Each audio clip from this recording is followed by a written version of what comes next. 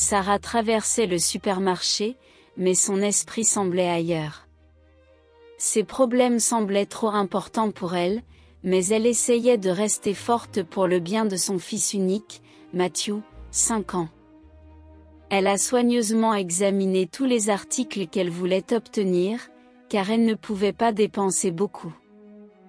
J'en avais à peine assez pour acheter les bases. Son rayon préféré au supermarché était celui des produits proches de leur date de péremption, qui avait tendance à être moins chers et en bon état. Après avoir récupéré quelques articles, elle se rendit à la caisse. Le supermarché était bondé, mais elle a eu la chance de trouver une file d'attente avec juste un homme âgé avec un panier. Peu de temps après que Sarah soit arrivée dans la file, plusieurs personnes se tenaient derrière elle. « J'ai de la chance », pensa-t-elle. « S'il n'était pas arrivé bientôt, j'aurais dû attendre longtemps à la caisse. » Le vieil homme sortit très lentement les courses de son panier, ce qui semblait irriter les gens derrière Sarah. Pourtant, elle était calme. « J'ai compris qu'à partir d'un certain âge, on n'a plus la vitalité qu'on avait d'avant. » Elle-même, à 30 ans, ne se sentait pas aussi forte que lorsqu'elle avait 20 ans. Le caissier vous a remis tous les articles et vous a indiqué le prix d'achat, mais il semblait confus. Il répéta le geste de sortir quelque chose de sa poche pendant un moment puis s'arrêta. Le caissier a continué à dire combien il avait donné et comment payer, mais l'homme était presque immobile, comme s'il ne savait pas où il était. Les gens qui faisaient la queue ont commencé à se plaindre doucement, mais tout le monde pouvait entendre. L'homme a ensuite déclaré qu'il avait perdu son portefeuille ou qu'il l'avait oublié chez lui. Le caissier a semblé irrité et a demandé que si vous n'alliez pas payer, vous devriez quitter la file d'attente. Mais le vieil homme était toujours là, avec un air confus sur le visage. Soudain, il changea, comme s'il s'était souvenu de quelque chose, et dit qu'il avait un besoin urgent de prendre ses achats, qui étaient pour l'anniversaire de son petit-fils. Le caissier était encore plus en colère parce qu'il ne pouvait pas payer et qu'il était toujours dans la file d'attente, qui devenait énorme. Les gens qui faisaient la queue avaient également perdu patience. Sarah écoutait tout cela avec indignation. Elle ressentait un manque d'empathie de la part des gens envers cet homme. Elle vivait avec un seul fils et sa mère, déjà âgée. Sa mère l'a adopté à l'âge de 40 ans et est aujourd'hui une femme de 70 ans. Sarah appréciait la patience avec les personnes âgées et le traitement qu'ils infligeaient à l'homme âgé l'indignait. Les gens qui faisaient la queue étaient déjà plus excités, et le caissier est devenu nerveux à cause de tout cela et vous a demandé de quitter le supermarché. Les gens qui faisaient la queue étaient d'accord et parlaient même à haute voix. L'un des agents de sécurité s'est adressé à l'homme et lui a demandé, s'il n'achetait rien, de quitter l'établissement. L'homme, presque en pleurs et la tête baissée, commença à sortir de l'endroit à petits pas. Il se sentait offensé d'avoir été expulsé de là, et tout cela lui rendait la tête encore plus confuse. Il ne savait même pas où aller. À partir de ce moment, elle a pris une décision dont elle ne savait même pas pourquoi, peut-être à cause du feu de l'action ou du désir de demander justice. Sarah a parlé à l'homme et lui a demandé s'il avait regardé toutes ses poches. Le monsieur a dit oui, mais il a vérifié à nouveau. Sarah a dit qu'elle paierait ses achats. La caissière et les gens faisant la queue restèrent silencieux face à son action. Certains pensaient dire qu'elle était naïve et que l'homme la trompait probablement, mais que l'argent sortirait de sa poche, donc cette décision revenait à Sarah. Sa situation financière était très compliquée et malgré cela, la gentille femme a décidé d'aider le vieil homme.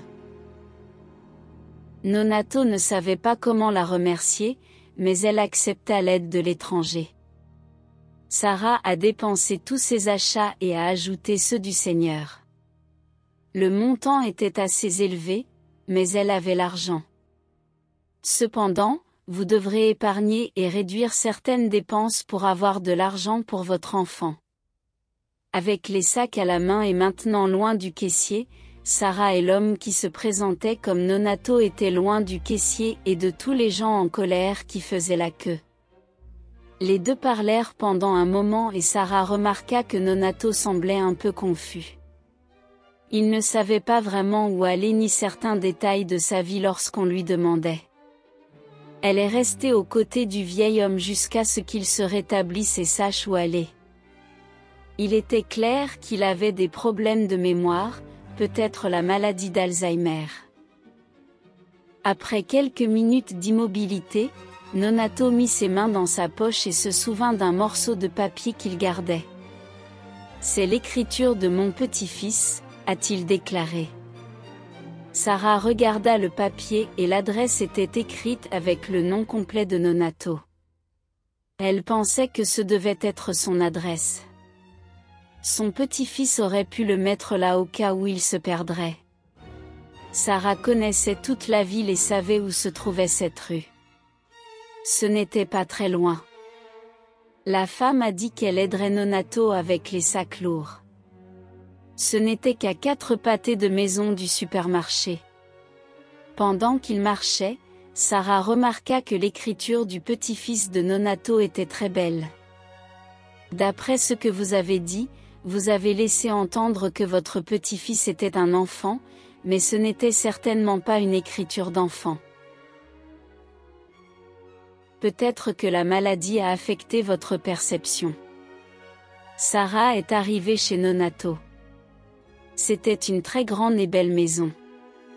Elle déposa tous ses achats devant la porte d'entrée et le regarda mettre la clé pour s'assurer qu'il habitait là. Lorsque la porte s'ouvrit, elle fut soulagée. Les deux se dirent au revoir, mais Nonato lui demanda d'abord son numéro de téléphone. « Je tiens à vous remercier d'une manière ou d'une autre. Personne n'a jamais été aussi gentil avec moi, » a déclaré l'homme. « Si je peux t'aider avec quoi que ce soit, dis-le-moi. » Sarah sourit. Elle vous a donné son numéro de téléphone, mais a dit qu'elle n'avait besoin de rien. Elle a tout fait avec le cœur. Les deux se dirent au revoir et Sarah avait maintenant un long chemin devant elle. Elle devrait marcher 4 kilomètres pour rentrer chez elle, car elle a dépensé l'argent du taxi pour faire les courses de Nonato. Heureusement pour elle, les sacs n'étaient pas si lourds, mais la femme est quand même arrivée à la maison épuisée, où elle a retrouvé sa mère et son fils dans le salon, déjà inquiets de son retard. Elle a expliqué ce qui était arrivé à sa mère, a joué un peu avec son fils. Matteux était encore plus pâle, se plaignant de douleur et mangeant à peine. Sarah s'inquiétait pour son fils. Il avait une hernie qui nécessitait une intervention chirurgicale, mais elle n'avait pas d'argent pour payer l'opération. La liste d'attente était énorme et il ne savait pas quand le garçon pourrait subir l'opération gratuitement. Sarah n'avait ni peur ni paresse pour travailler. Elle occupait 2 emplois pour pouvoir percevoir la valeur de l'exploitation de Matteux. La femme est née dans une famille pauvre, mais elle a toujours apprécié les études, même si ses parents disaient que c'était une perte de temps et que ce n'était que dans les films que les gens s'enrichissaient en étudiant. Malgré tout, la jeune Sarah n'a pas baissé la tête et a passé une grande partie de son temps à la bibliothèque d'État, à lire, sa passion. En plus d'aider les gens, c'est pourquoi elle était sûre qu'elle travaillerait dans le domaine de la santé après avoir terminé ses études. Elle a réussi à obtenir son diplôme avec beaucoup d'efforts. Son père était déjà décédé, mais sa mère a vu ce qu'était devenue sa fille et a changé d'avis quant aux études. Aujourd'hui infirmière, Sarah travaillait dans un hôpital et adorait ce qu'elle faisait. Mais tout change lorsqu'elle rencontre Thalès. Les deux étaient très amoureux et se faisaient des promesses d'amour. De cette relation forte est né Matteu. Cependant, Thalès ne semblait pas apprécier la vie conjugale et être père. Il se disait un esprit libre et cette famille, aussi belle soit-elle, ne le rendait pas heureux. Il voulait la liberté. Un jour, il est simplement parti, ne laissant qu'un mot. Pour ne rien arranger, au même moment, son fils présentait les premiers symptômes d'une hernie qui ne nécessitait pas encore d'intervention chirurgicale. Sa mère n'était pas non plus en bonne santé à 100% et se rendait toujours à l'hôpital avec un malaise. Sarah ne travaillait plus comme infirmière. Elle avait quitté son emploi pour pouvoir s'occuper de son fils, qui était malade. J'avais confiance que Thalès leur fournirait tout ce dont ils avaient besoin, mais ce n'était pas le cas.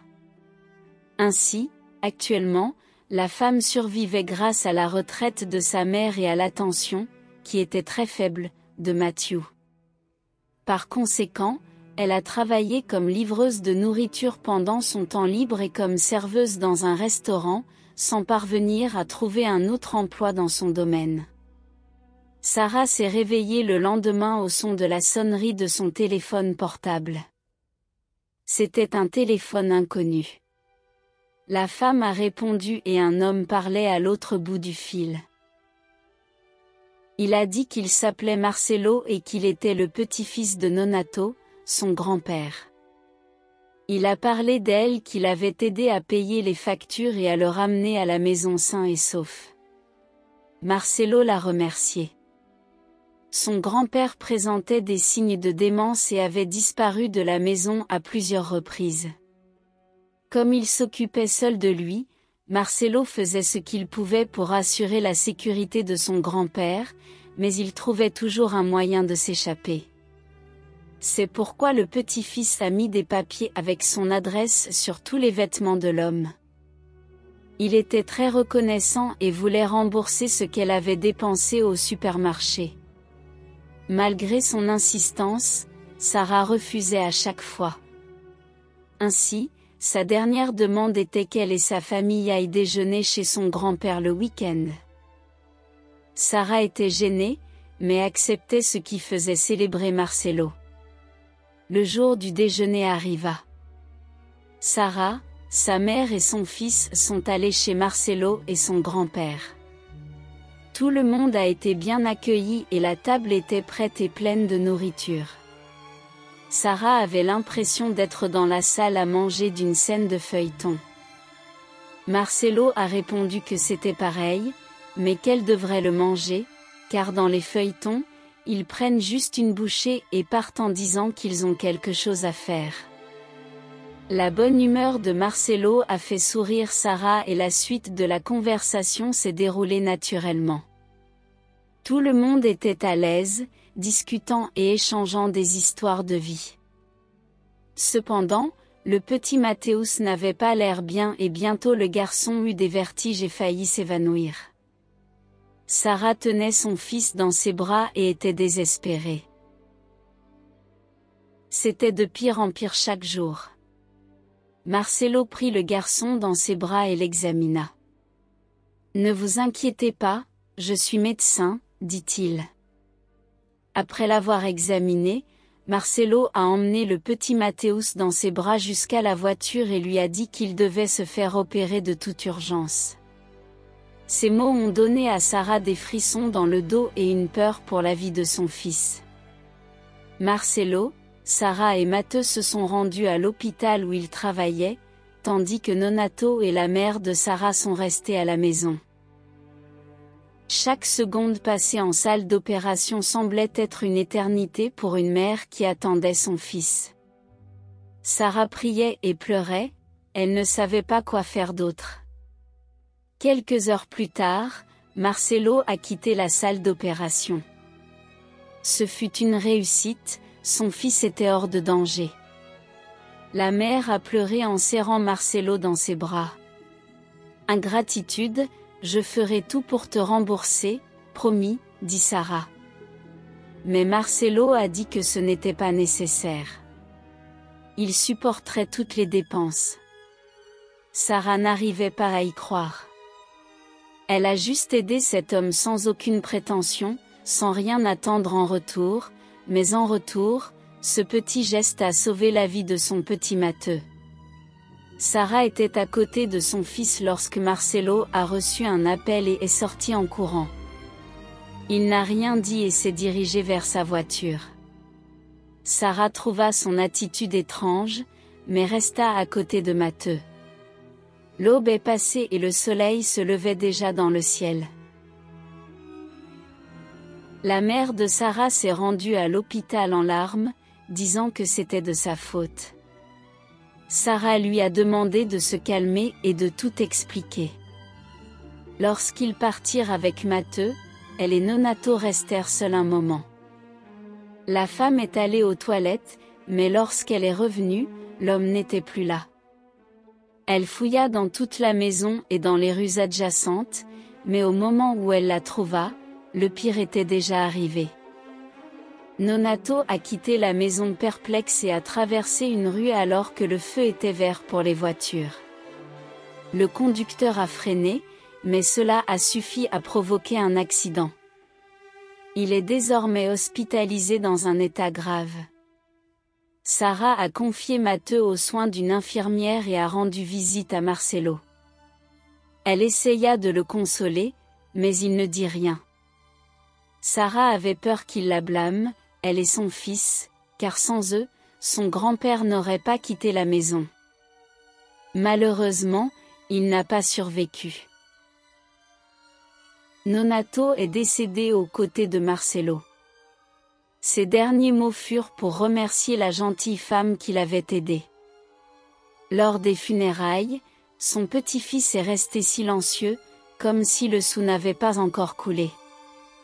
Sarah lui a juste laissé de l'espace et le respecterait s'il se sentait en colère contre eux. 5 jours se sont écoulés depuis la mort de Nonato et Marcelo ne les a plus jamais recontactés. Sarah était triste de la situation, mais respectait ses souhaits. Alors qu'elle était allongée, son téléphone sonna. C'était Marcelo. L'homme s'est excusé pour son comportement. Il avait déjà perdu ses parents et son grand-père était le dernier parent qu'il avait. Il a précisé qu'il ne leur imputait pas cet accident. Son grand-père était gentil et savait qu'il voudrait que son petit-fils donne la priorité à la vie du jeune homme. Marcelo a déclaré qu'il dirait certainement « J'ai déjà trop vécu, laissez aux plus jeunes la chance de vivre ce que j'ai vécu ». Le médecin a rappelé une fois de plus pour le déjeuner en famille. Sarah était heureuse que, malgré les tragédies, tout se soit terminé dans le calme. 15 ans plus tard, Sarah pleurait en tenant la main de son fils Matteo. Il ne s'est pas réveillé. Aujourd'hui, à 20 ans, le jeune homme a eu un accident et était dans le coma. En plus de la tristesse dans les yeux de Sarah, il y avait aussi de la colère. Très en colère. Elle va me payer pour faire ça, juste mon fils, pensa Sarah. Elle utiliserait tout son pouvoir et son influence pour détruire la vie de la petite amie de Matteo. Beaucoup de choses se sont produites au cours de ces 15 années qui lui ont permis d'avoir plus d'influence et de changement en tant que personne. Marcelo, désormais en plus d'être médecin, était propriétaire de l'hôpital. Les années passées avec Sarah ont transformé l'amitié en passion et la passion en amour. Les deux formaient un duo imbattable et se complétaient, tant dans le mariage que dans les affaires. Grâce à elle, Marcelo a réussi à réussir. La relation n'a pas duré longtemps, car les deux se sont rapidement mariés et Sarah est rapidement tombée enceinte. Elle a eu une belle petite fille nommée Amanda. Matteo a grandi pour devenir un homme fort et en bonne santé, responsable et travailleur. La mère de Sarah est décédée il y a quelques années, après Nonato. Seule Sarah, Marcelo, Matteo et Amanda vivaient désormais dans la maison. Le jeune Matteo était populaire auprès des femmes, mais une seule dominait son cœur, Alessandra. Et Mathéus a rapidement commencé à sortir ensemble. Sarah essayait d'aimer Alessandra, mais elle ne parvenait pas à aimer la fille. Marcelo a dit qu'elle était juste jalouse de son fils et qu'elle avait peur de le perdre ou que Matthew accordait plus d'attention à sa petite amie. Sarah a dit que si ce n'était pas le cas, c'était juste son instinct de mère qui lui disait quelque chose. Cependant, elle ne pouvait pas comprendre. Matteo et Alessandra voyageaient pour fêter leur premier anniversaire. C'était un endroit montagneux et très humide, il pleuvait beaucoup. Lorsque la voiture dans laquelle il se trouvait a dérapé et est tombée quelques mètres plus bas. Aussi incroyable que cela puisse paraître, Alessandra n'a subi que quelques égratignures, alors que Mathéus était dans un état grave. Sarah tenait maintenant la main de son fils dans le coma et en accusait Alessandra. C'était son idée de célébrer dans cet endroit. Je ne pardonnerai jamais, Sarah a interdit à Alessandra de rendre visite à Matteo. De plus, la mère, malgré toute sa douleur, a utilisé toute son influence pour empêcher Alessandra de trouver un emploi dans cette ville. Alessandra a subi de plein fouet la fureur de sa presque belle-mère. La jeune fille vivait désormais dans une vieille cabane et vivait de l'aide d'amis et de parents.